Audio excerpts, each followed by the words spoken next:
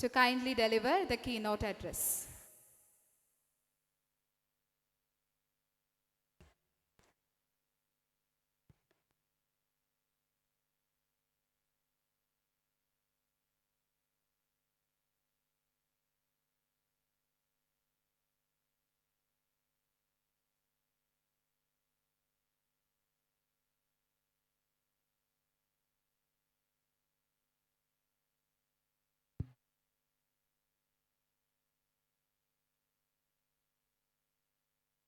Very honorable President of today's meeting,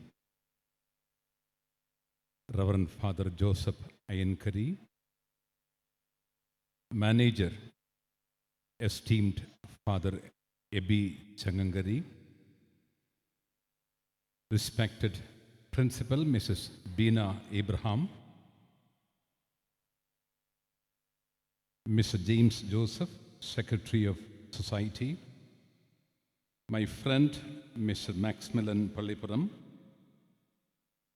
celebrity guest of the day, Mr. Akshay Owens, teachers, parents, and my very, very dear children.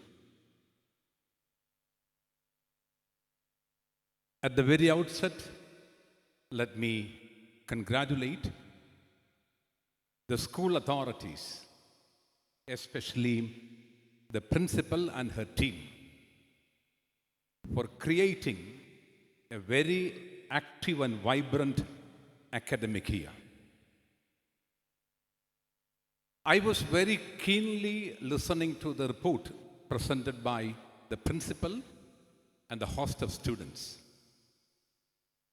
It was really moving.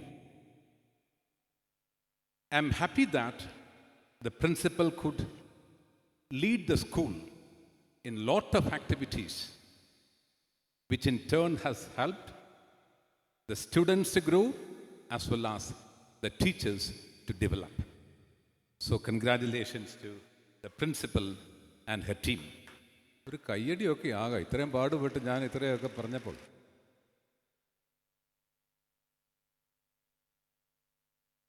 എനിക്ക് ആകെ അറിയാവുന്ന ഇംഗ്ലീഷാണ് ഞാൻ ഒരു വിധത്തിൽ പറഞ്ഞ് ഒപ്പിച്ചത്.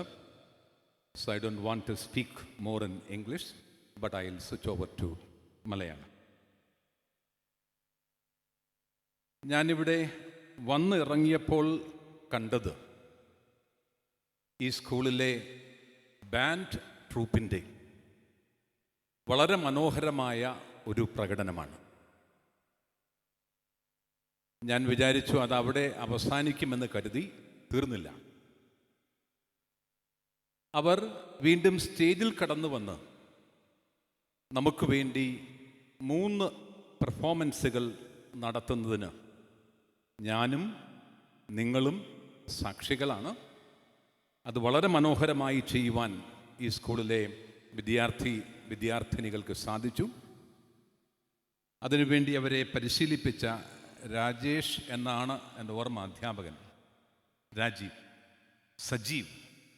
സജീവ് എന്ന അധ്യാപകനെ ഞാൻ ഈ അവസരത്തിൽ ആത്മാർത്ഥമായി അഭിനന്ദിക്കുകയാണ്. ഈ കൊച്ചു കുട്ടികളെ കൊണ്ട് വളരെ പ്രൊഫഷണലായി ആ കാര്യം നിർവഹിക്കുവാൻ അദ്ദേഹത്തിന് സാധിച്ചു. നിങ്ങളുടെ കുഞ്ഞുങ്ങൾ മനോഹരമായി ആ പരിപാടിയുടെ അവതരിപ്പിച്ചു. അതിലുള്ള സന്തോഷം ഞാൻ നിങ്ങളെയും അറിയിക്കട്ടെ. നിങ്ങൾക്കും അക്കാര്യത്തിൽ അഭിമാനമുള്ളവരായി മാറാം. അതിനുശേഷം ഞാൻ ആദ്യം കണ്ട ഒരു കാര്യം ഇവിടുത്തെ കുട്ടികളുടെ സ്വാഗത നൃത്തമാണ്. അതും മനോഹരമായിരുന്നു, ചടുലമായിരുന്നു എന്ന് പറയാതിരിക്കുവാൻ നിർവാഹമില്ല. ആ കുട്ടികളെയും അവരെ പരിശീലിപ്പിച്ച അധ്യാപകരെയും ഞാൻ ആമുഖമായി തന്നെ ബഹുമാനിക്കുവാനും അവരോടുള്ള എൻ്റെ സ്നേഹം അറിയിക്കുവാനും ശ്രമിക്കട്ടെ. ഞാൻ ഈ വിദ്യാലയത്തിൽ 2ാമത് തവണയാണ് കടന്നു വരുന്നത്. ആദ്യത്തെ പ്രാവശ്യം വന്നപ്പോൾ വളരെ സന്തോഷത്തോടെ, അതിലേറെ അഭിമാനത്തോടെ ഞാൻ കടന്നു വന്നു. അതിന് കാരണം എൻ്റെ പ്രിയ സുഹൃത്ത് സ്നേഹിതൻ ജോസ് ആന്യത്തോട്ടം അന്നിവിടെ ഉണ്ടായിരുന്നു എന്നതാണ്.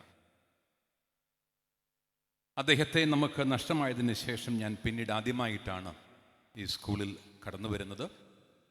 പ്രിയപ്പെട്ട എൻ്റെ സുഹൃത്തിൻ്റെ ഓർമ്മകൾക്ക് മുൻപിൽ ഞാൻ നമ്ര ശിരസ്കനായി നിൽക്കുകയാണ്. ഈ പ്രാവശ്യം എന്നെ മറ്റൊരു സുഹൃത്താണ്, മാക്സ്വെൽ എന്നാണ് എന്നെ ക്ഷണിച്ചത്. അദ്ദേഹത്തോടുള്ള നന്ദിയും കടപ്പാടും വളരെ സ്നേഹത്തോടെ, അതിലേറെ വിനയത്തോടെ ഞാൻ അറിയിക്കുകയും ചെയ്യട്ടെ. ഞാനിപ്പോൾ ഗ്രാമങ്ങളിൽ സ്ഥിതി ചെയ്യുന്ന CBSE സ്കൂളുകളിൽ കടന്നു ചെല്ലാൻ ഇഷ്ടപ്പെടുകയും കടന്നു ചെല്ലുകയും ചെയ്തുകൊണ്ടിരിക്കുകയാണ്. നിങ്ങൾ ചോദിച്ചേക്കാം, എന്തുകൊണ്ടാണ് ഗ്രാമപ്രദേശങ്ങൾക്ക് ഊന്നൽ കൊടുക്കുന്നത് എന്ന്. വളരെ വ്യക്തമായ ലക്ഷ്യത്തോടെ, തീരുമാനത്തോടെയാണ് ഗ്രാമപ്രദേശങ്ങളിലുള്ള CBSE സ്കൂളുകളിലേക്ക് ഞാൻ കടന്ന് ചെല്ലുന്നത്. അതിന് കാരണം പട്ടണങ്ങളിൽ താമസിക്കുന്ന നമ്മളുടെ വിദ്യാർത്ഥികൾക്ക് ധാരാളം സംവിധാനങ്ങളും സൗകര്യങ്ങളും ഉയർച്ചയ്ക്കും വളർച്ചയ്ക്കുമായി ലഭിക്കുമ്പോൾ പലപ്പോഴും ഗ്രാമങ്ങളിൽ ജീവിക്കുന്ന നമ്മുടെ കുഞ്ഞുങ്ങൾക്ക് അത് ലഭിക്കാതെ പോകുന്ന ഒരു ദുരവസ്ഥ ഇന്നും നമ്മുടെ നാട്ടിലുണ്ട് എന്ന് ഞാൻ തിരിച്ചറിയുന്നു. അതുകൊണ്ട് തന്നെ നമ്മുടെ ഗ്രാമങ്ങളിലെ കുട്ടികൾ പലരും എത്തേണ്ട ഉയരങ്ങളിൽ എത്താതെ പോകുന്നു എന്നതും എൻ്റെ ഒരു സങ്കടമാണ്, എൻ്റെ ഒരു നൊമ്പരമാണ്. അതുകൊണ്ട് തന്നെ ഗ്രാമപ്രദേശങ്ങളിൽ സ്ഥിതി ചെയ്യുന്ന CBSE വിദ്യാലയങ്ങൾ കടന്നു ചെന്ന് അവിടുത്തെ കുട്ടികളെ ശാക്തീകരിക്കുവാൻ വേണ്ടി അധ്യാപകർക്ക് നിർദ്ദേശം കൊടുക്കുകയും ശാക്തീകരിക്കുവാനുള്ള മാർഗങ്ങൾ കാണിച്ചു കൊടുക്കുകയും ചെയ്യുന്ന ഒരു വലിയ യജ്ഞത്തിലാണ് ഞാനിപ്പോൾ ഏർപ്പെട്ടിരിക്കുന്നത്. നിങ്ങൾ ചോദിച്ചേക്കാം, എന്തുകൊണ്ടാണ് അങ്ങനെയൊരു യജ്ഞം ഏറ്റെടുത്തിരിക്കുന്നത് എന്ന്.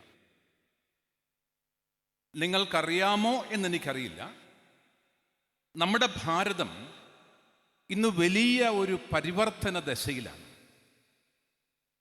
വളരെ പെട്ടെന്ന് നടക്കുന്ന പരിവർത്തനങ്ങളുടെ ഒരവസ്ഥയിലാണ്, പരിവർത്തനത്തിൻ്റെ അവസ്ഥയിലാണ് നമ്മുടെ രാജ്യം സ്ഥിതി ചെയ്യുന്നത്.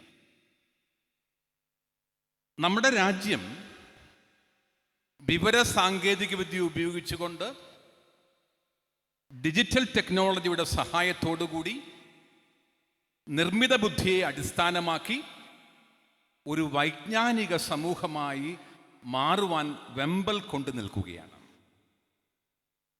എന്ന് പറഞ്ഞാൽ നമ്മുടെ കുഞ്ഞുങ്ങളെ ഗ്ലോബൽ സിറ്റിസൺസായി, ആഗോള പൗരന്മാരായി വാർത്തെടുക്കണം എന്നുള്ള വലിയ ആഗ്രഹത്തോടെ ഈ രാജ്യം മുമ്പോട്ട് കുതിക്കുകയാണ്. ആർക്കും ആ കുതിപ്പിനെ തടഞ്ഞു നിർത്താൻ സാധിക്കുകയില്ല. കാരണം അത്രമാത്രം ശക്തമായ, സംഘടിതമായ ഒരു കുതിപ്പാണത്.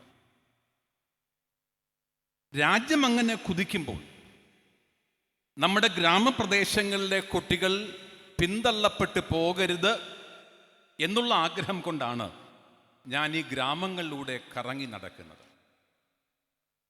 നമ്മുടെ ഗ്രാമത്തിൽ ജീവിക്കുകയും നമ്മുടെ ഗ്രാമത്തിൽ പഠിക്കുകയും ചെയ്യുന്ന കുട്ടികളെ ആഗോള പൗരന്മാരായി വാർത്തെടുക്കുക എന്ന വലിയ ഉത്തരവാദിത്തമാണ് ഓരോ ഗ്രാമത്തിലും സ്ഥിതി ചെയ്യുന്ന CBSE സ്കൂളിനുള്ളത് എന്ന് അവിടെയുള്ള അധികാരികൾ മനസ്സിലാക്കുകയും അതിനോട് ചേർന്ന് നിൽക്കുവാൻ മാതാപിതാക്കൾ തയ്യാറാവുകയും വിദ്യാർത്ഥികൾ അതിൻ്റെ പ്രയോജനമെടുക്കുകയും ചെയ്യുമ്പോഴാണ് നമ്മുടെ സമൂഹവും ഒരു വൈജ്ഞാനിക സമൂഹമായി മാറുന്നത്.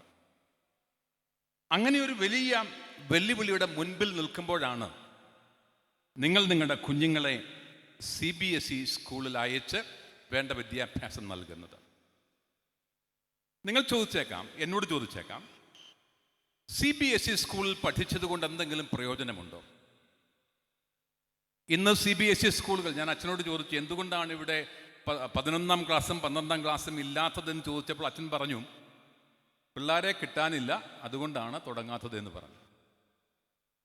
ഇത് കേരളത്തിലെ ഗ്രാമപ്രദേശങ്ങളിലെ എല്ലാ CBSE സ്കൂളുകളും ഇന്ന് അഭിമുഖീകരിക്കുന്ന ഒരു വലിയ പ്രശ്നമാണ്.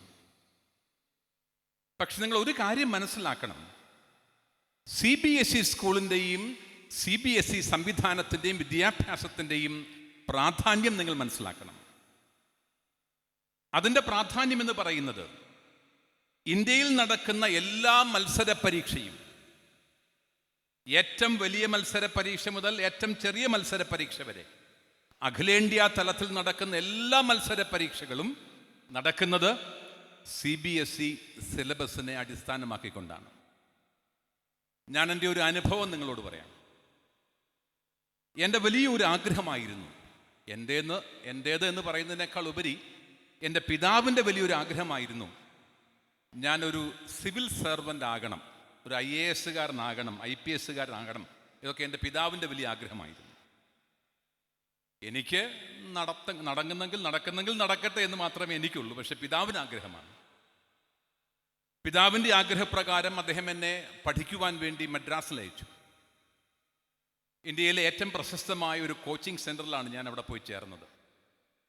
ഞങ്ങളുടെ ഒന്നാമത്തെ ക്ലാസ്സാണ്, first class in Chennai, long time back. That was in 1980s. അപ്പോൾ ഇപ്പോൾ IAS എങ്ങനെ കിട്ടും എന്നൊക്കെ പഠിപ്പിക്കാൻ വേണ്ടി ആൾക്കാർ വരും എന്ന് പ്രതീക്ഷിച്ച് ഞങ്ങൾ ഇരുന്നപ്പോൾ ഞങ്ങളെ പഠിപ്പിക്കാൻ വന്നത് മദ്രാസിലെ ഏറ്റവും പ്രശസ്തമായ ലയോള കോളേജിലെ അധ്യാപകരാണ്. അവർ പകല് ലയോള കോളേജിൽ പഠിപ്പിക്കും, വൈകുന്നേരം ഞങ്ങളുടെ സ്കൂളിൽ വന്ന് ഞങ്ങളെ പഠിപ്പിക്കും. ഞങ്ങളെ പഠിപ്പിക്കാൻ വന്ന 3 അധ്യാപകരും ഞങ്ങൾക്ക് തന്നത് CBSE 8ാം ക്ലാസ്സിലെ സോഷ്യൽ സ്റ്റഡീസിൻ്റെയും പൊളിറ്റിക്കൽ സയൻസിൻ്റെയും ജോഗ്രഫിയുടെയും പുസ്തകമാണ്. നിങ്ങൾ ഓർക്കണം, ഞാൻ MA കഴിഞ്ഞിട്ട് സിവിൽ സർവീസ് ട്രൈ ചെയ്യാൻ പോയ വ്യക്തിയാണ്. എൻ്റെ കൂടെ ഇരിക്കുന്ന പലരും ഡോക്ടേഴ്സാണ്, എൻജിനീയേഴ്സാണ്, എല്ലാവരും പോസ്റ്റ് ഗ്രാജുവേറ്റ്സാണ്. പക്ഷെ ഞങ്ങൾക്ക് തന്നത് CBSE 8ാം ക്ലാസ്സിലെ സോഷ്യൽ സ്റ്റഡീസിൻ്റെ പുസ്തകം, പൊളിറ്റിക്കൽ സയൻസിൻ്റെ പുസ്തകം, ജോഗ്രഫിയുടെ പുസ്തകം, എന്നിട്ട് പറഞ്ഞു ഇത് പഠിച്ചു കഴിയുമ്പോൾ 9ാം ക്ലാസ്സിലെ പുസ്തകം തരാമെന്ന്. എന്ന് പറഞ്ഞാൽ ഇന്ത്യയിൽ നടക്കുന്ന ഏറ്റവും പ്രശസ്തമായ മത്സര പരീക്ഷയ്ക്ക് പോലും